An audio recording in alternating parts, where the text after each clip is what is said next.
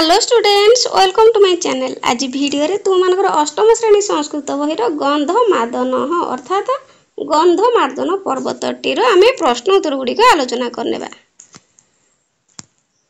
तो पिला माने एठी देखो एक नंबर एक पदेन उत्तरं लिखत।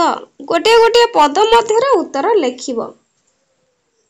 एठी तुम मानकर सुविधा पाई मु ओडिया रे लिखि देइछि। एठी संस्कृत रे मध्य उत्तर गुडी बाछिकी लिखिया पाई कहिछि। क गंधमादनं परिमलगिरिः इति कह लिखितवान। गंधमादन पर्वत को परिमलगिरी बोली किए लिखिथिले? उत्तर हुएनसांग। एठी मध्य एठी लिखिबो एक रे हुएनसांग।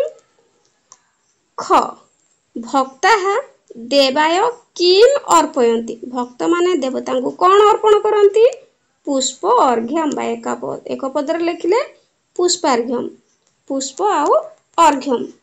ग के मंदिरस्य शोभां वर्धयन्ति। केउ माने मंदिरर शोभा को वर्धन करिथांती, बढ़ाई थांती? पुष्प पादपाः, फूल गछ गुड़िक। घ पर्यटकाः बिहार यात्रा अर्थं कुत्र आगच्छन्ति। पर्यटक माने बुलिबा पई केउठा को आसी थांती? उत्तर हरिशंकरम। एठी देखो पिला माने देइछि, लिखिबो 4 रे हरिशंकर, 1 रे हुएनसांग, 2 रे पुष्प अर्घ्यम, 3 रे पुष्प पादपाः, 4 रे हरिशंकरम। 5 उरे का हरिशंकर मंदिर निर्मितवती। हरिशंकर मंदिर को किए निर्माण करथिले? दुर्लभा देवी। एठी मध्ये देइछि देखो संस्कृत रे एठी उरे 5 रे लिखिबो दुर्लभा देवी। तापरे 2 नंबर बंधनी मध्यास्त यथार्थ शब्दैहि शून्य स्थानानि पूरयत। बंधनी गुडी करू ठीक उत्तर आनी कि शून्य स्थान पूर्ण करबा। 2 नंबर क अत्र नाना विधाः पशु पक्षिणः डैश निवसति निवसतः निवसन्ति। एठी ओडिया रे लिखिबो पिला माने निवसन्ति। ख डैश उभयतः प्राकृतिक शोभा रमणीया। लिखिबो मार्गम। द्वितीय विभक्ति मार्गम उभयतः प्राकृतिक शोभा रमणीया। तापर देखो पिला माने ग दृश्यम अतीव डैश भवति। एठी देखो पिला माने मनोहर देइछि, मनोहारी देइछि, मनोहरम। द्वितीय विभक्ति लिखिबो ओडिया रे मनोहरम।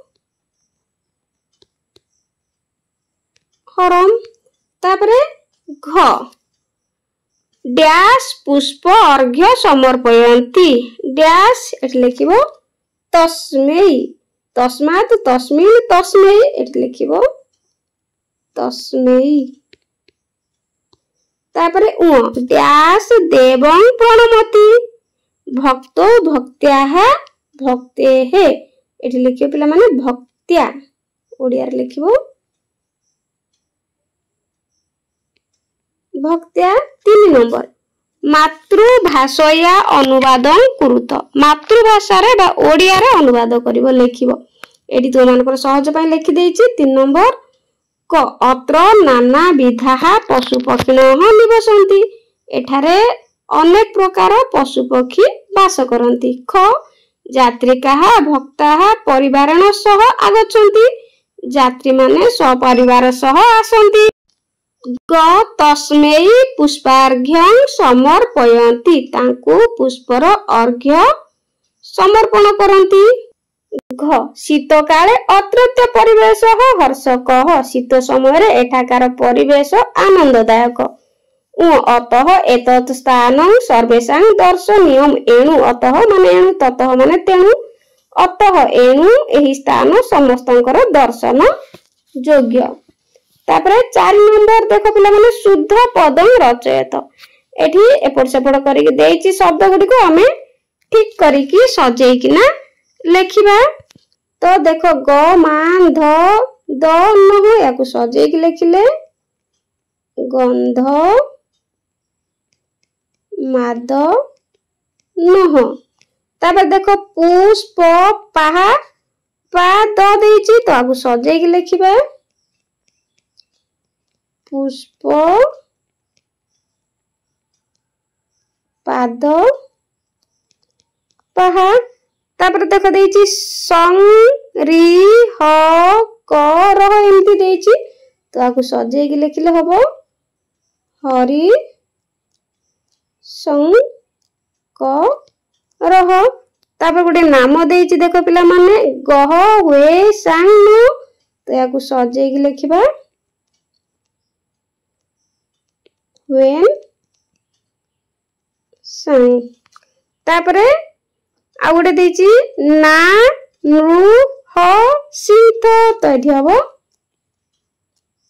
नृसिंह नाथ ह 5 नंबर स्तंभ मेलन कुरुत स्तंभ मिलेबा क स्तंभ सहित ख स्तंभ जोड़ीबा तो देखो गोटे दे देछि तस्मै देवाय सेही परी मंदिरं एठी परितः तापर मार्गम उभयतः अनेकाः एठी देखो अनेकाः देछि त अनेकाः लताः मोदं नयन्ति 6 नंबर रेखांकित पदस्य संशोधन कुरुत तो रेखांकित होइतिया पद गुडी को भूल अछि हमें ठीक करिकि लेखिबा तो देखो पिला माने एठी अछि कोन क पर्वतस्य निकष महाविद्यालय अछि एठी पर्वतस्य देछि एठी पर्वतर नुहे एठी लेखाबो पर्वतं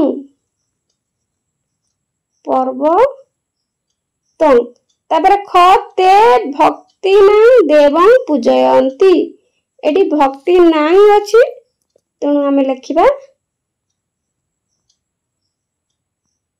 भक्त्या तापर गर नानाविधा पशु पक्षयः निवसन्ति एठी पशु पक्षय हेछि एठी लेखाबो पशु पक्षी नह तापर घ देखो पिला माने झराणा कलनादः चिताकर्षकम तो एठी देछि चित्ताकर्षकम देछि तो भूल हबो चित्ताकर्षकः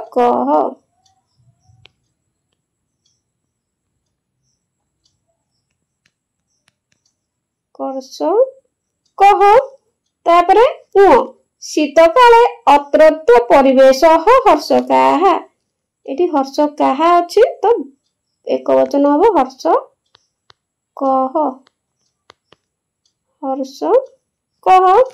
तापर 7 नंबर वाक्यानि रचयत आमे वाक्य गठन करबा ए शब्द गुडी को निकषा उभयतः परितः बिना ए शब्द गुडी को आमे वाक्य गठन करबा निकषा माने निकटरे तो गृहं निकषा मंदिरं अस्ति तापर उभयतः माने उभय पार्श्वरे बा दुई पाखरे मार्गम उभयतः वृक्षाः सन्ति परितः अर्थात चतुर्पार्श्वरे विद्यालयं परितः प्राचीन अस्ति बा प्राचीरम एठी लिखिबो अस्ति बिना विद्यां बिना जीवन वृथा 8 नंबर संधि विच्छेदन कुरुत संधि विच्छेद करिबा चिदाकर्षकः चित्त युक्त आकर्षकः पुष्पार्घ्यम पुष्प अर्घ्यम पर्वतारोहणस्य पर्वत युक्त आरोहणस्य विहार यात्रार्थम विहार यात्रा युक्त अर्थम से बेले कश्चित कह युक्त चित अतीव अतियुक्त इव तो पिला माने तुम मानकर संधि विच्छेद वाक्य गठन निश्चित भाव अष्टम नवम दशम